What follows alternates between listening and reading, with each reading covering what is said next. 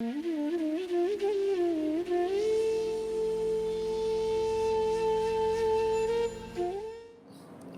into the other's life for the purpose of? For the purpose of oneness, you said. Oneness, yes. But maybe in a completely wrong way. Sometimes I have that.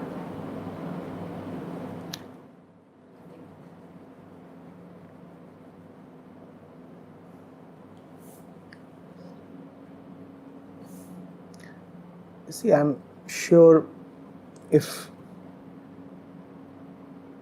your presence in the other's life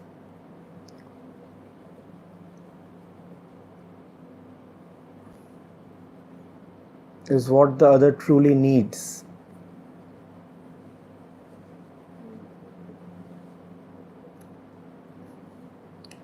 then you would want to keep increasing your presence.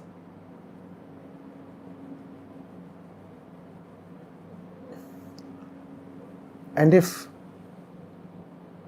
your presence in the other's life is not exactly the best thing for the other, then you would want to modify things a bit.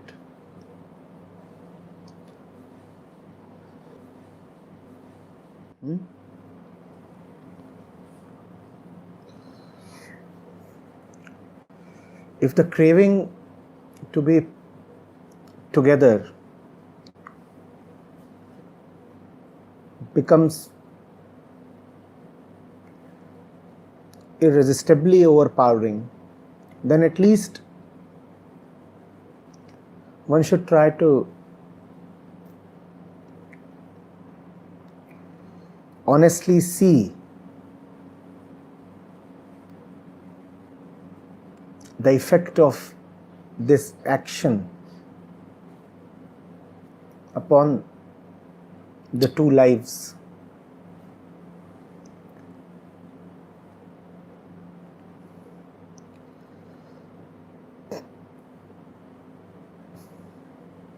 On one hand, human beings cannot avoid being with each other.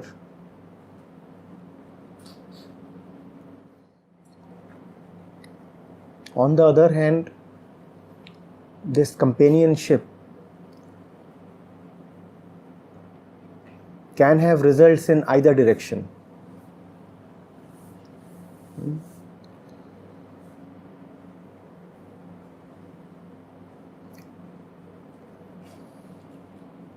Mostly in the wrong direction, but not necessarily. So one has to be supremely cautious.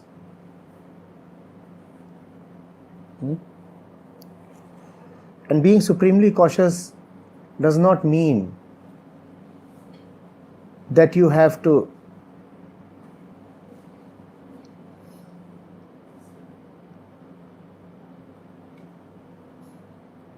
put a strict limit on companionship.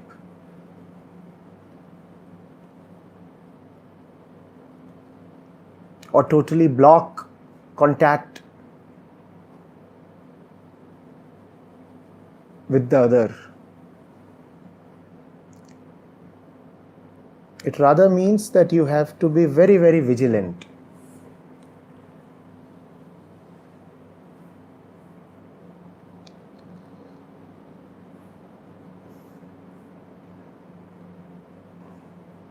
Once you concede that it is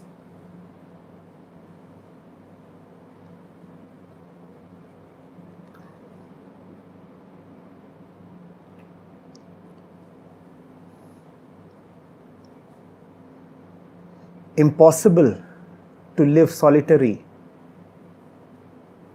then a lot of energy,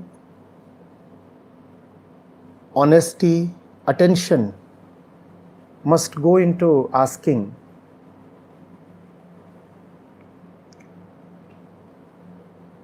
how to minimize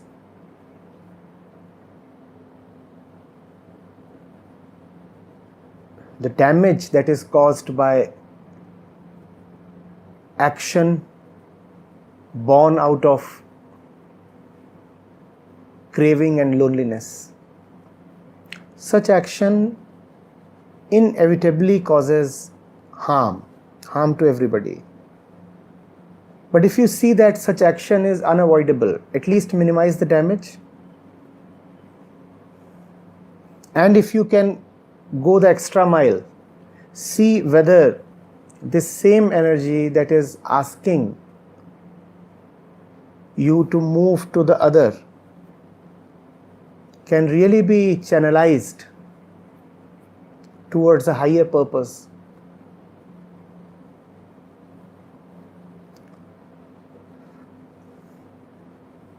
It's a minefield.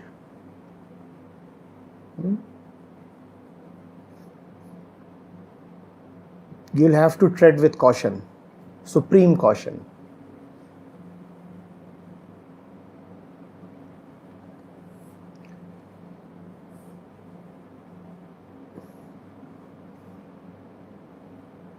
But at the same time, there have been instances where this same mental or physical urge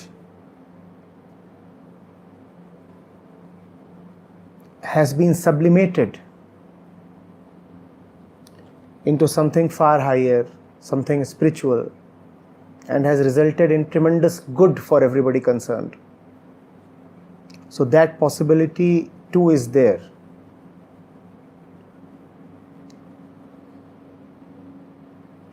But for that possibility to be realized, one would require tremendous inner discipline and honesty. Otherwise, it's quite facile to act blind and harm oneself and the other.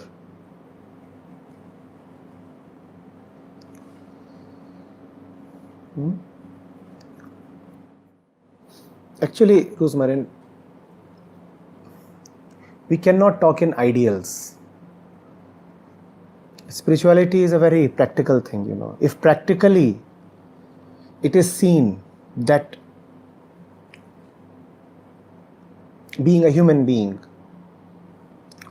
the urge for companionship or nearness is quite strong, then no point denying or negating or hiding it using ideals or principles. One just has to acknowledge that this is the way this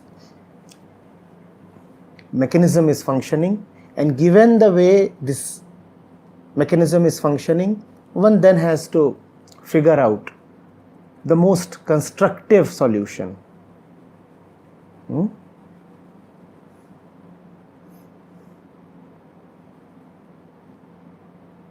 Damage has to be minimized, and great alertness must be applied to figure out ways in which the association can actually be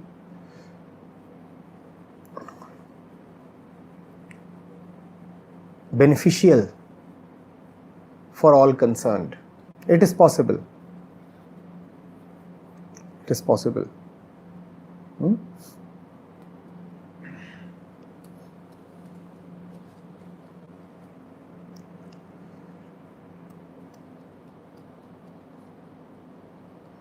But the chances of self-deceit are high. So watch out. Be very, very cautious. Very cautious. Very dispassionate, detached. In fact, be as ruthless as possible.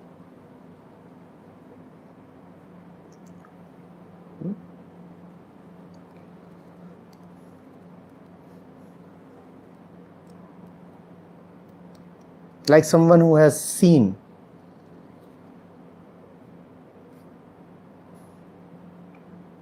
that she just cannot fight the inner craving for pizza.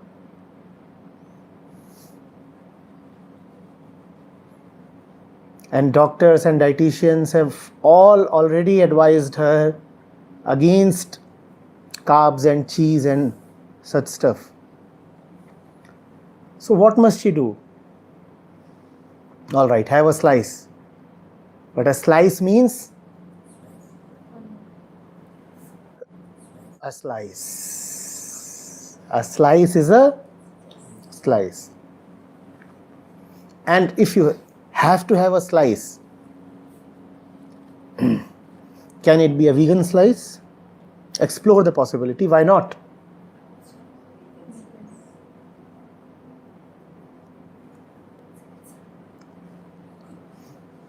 Vegan cheese options are there. That's what the inner discipline is about. Now that you want the pizza and the urge is irresistible, minimize the damage. Minimize the damage.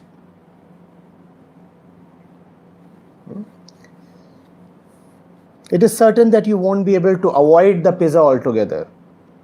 So at least minimize the side effects. Can you somehow arrange for yourself a pizza slice of a kind which is actually nutritious and healthy and would rather add to your health? Taken in a small quantity. So those are the efforts you will need to make, the disciplines you will need to live by.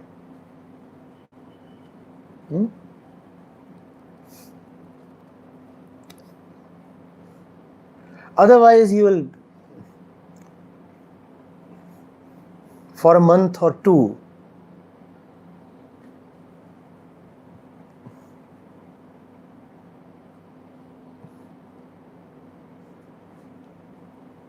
satiate yourself and ingratiate yourself with huge helpings of pizza, and after that